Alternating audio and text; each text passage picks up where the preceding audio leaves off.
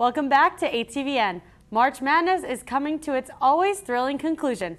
Last year's Cinderella story, the Butler Bulldogs are taking on traditional powerhouse Connecticut in collegiate basketball's championship game.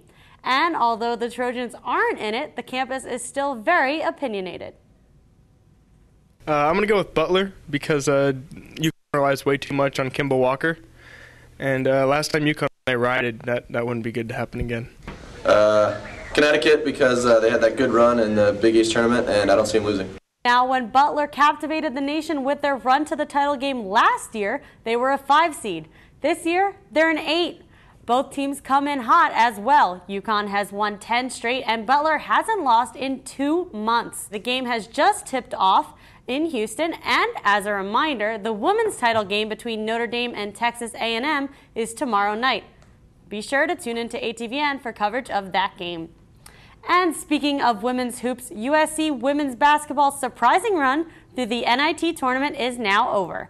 The women of Troy lost in the championship game by a score of 76-68 Sunday at the hands of the Toledo Rockets. The loss put an end to SC's season.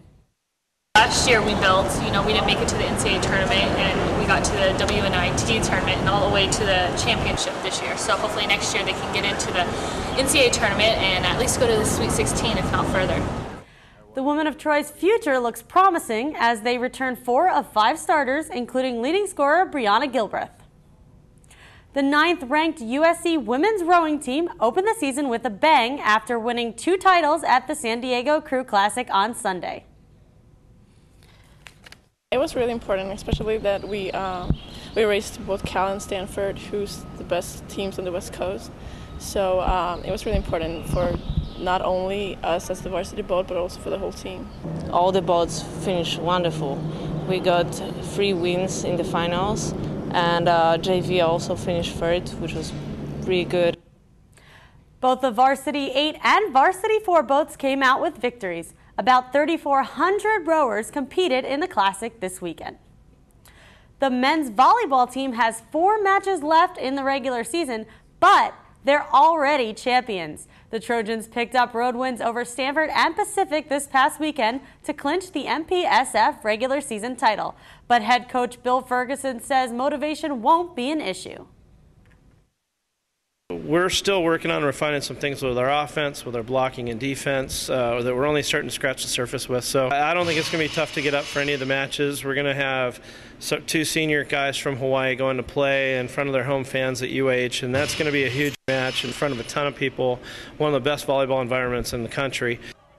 The team takes a record of 17-1 in MPSF play to Hawaii this weekend. SC is currently on a 12-game winning streak. Down, but the playoff race is hot as ever.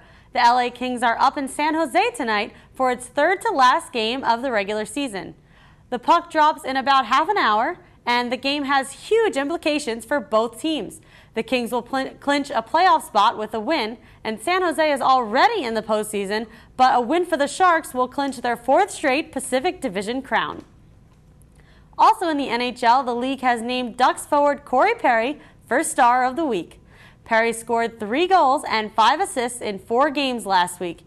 He leads the league in goals with 47 and has an active 9-game scoring streak. This is Perry's 4th NHL star selection in the past 4 weeks.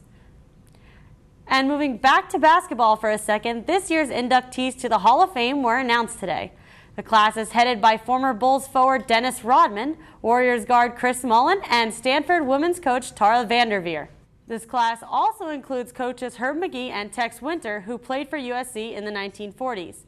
Rounding out the inductees are Artis Gilmore, Arvydas Sabonis, Teresa Edwards, Goose Tatum, and Tom Sanders.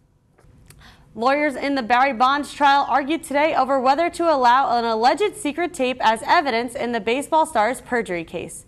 Star prosecution witness and former Bonds business partner Steve Hoskins claims to have recorded Bonds discussing steroid use with Dr. Arthur Ting.